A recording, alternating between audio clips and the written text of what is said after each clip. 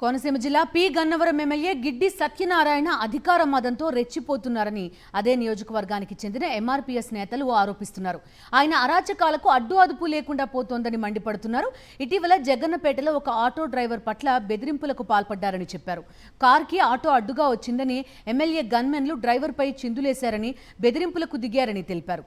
ఆ తర్వాత ఆటో డ్రైవర్ను తమ కార్యాలయానికి రప్పించుకుని భయపెట్టారని అన్నారు. గిడ్డి సత్యనారాయణపై పవన్ కళ్యాణ్ చర్యలు తీసుకోవాలని డిమాండ్ చేశారు. జనసేన ఎమ్మెల్యే గిడ్డి సత్యనారాయణ గారు అధికార మతంతో రెచ్చిపోతున్నారు.